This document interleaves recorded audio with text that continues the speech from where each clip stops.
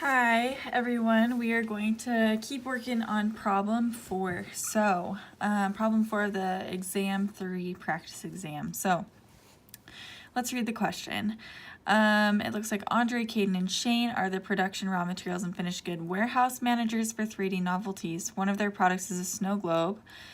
Parker, their marketing manager, provided 15-month sales forecast. So we have a nice big sales forecast right here. Andre determined estimated required production figures. These figures can be used to determine raw material needs. Seeing this is an exam problem and not real life, they are not related to the given sales forecast.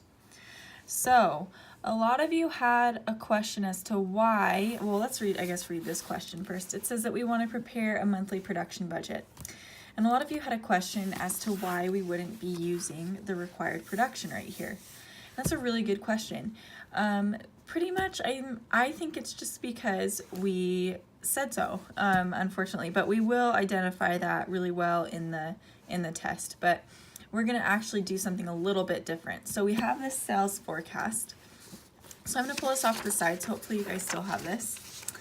And so what I want to do is I want to take my sales forecast numbers. So for January, so 1,500, 1,350 for February, 1,300 for March, and 1,250 for April. What I'm going to do is, because I was told, and I guess we didn't read through this together, but hopefully you saw this, but the sales price for the snow globe is $5. So we're going to do this a little bit differently than the way we've done it before, and there's an alternate version to this that we're going to do something a little bit different as well. So we're going to do it both ways, but this one, we're going to take this $5 and put it on every month. And then to determine the sales in units, so we want to know the unit because this is a sale price for each unit, and then this is our total sales for the month. So if we divide this 1,500 by 5, we'll be able to tell how many units there are. So that would be 300, and then we're going to just carry that across. So 270, 260, and then 250.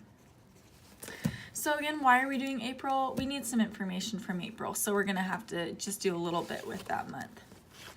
Okay, so we calculated all of that information, so now we can move into our production budget.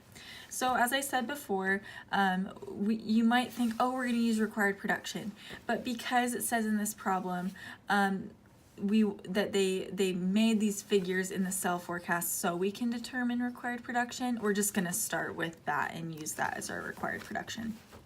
Okay, so our production budget, I like to lay it out just like this. I just like to have it all laid out before I start, just so I know what I'm looking for and I'm not trying to rack my brain to figure out what I'm missing.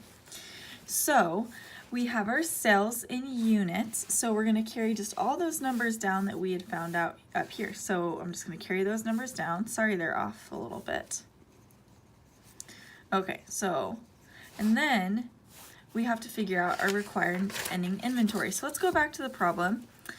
And it says here that D3 management has determined that they must have 30% of the following month's finished goods on hand at the end of every month.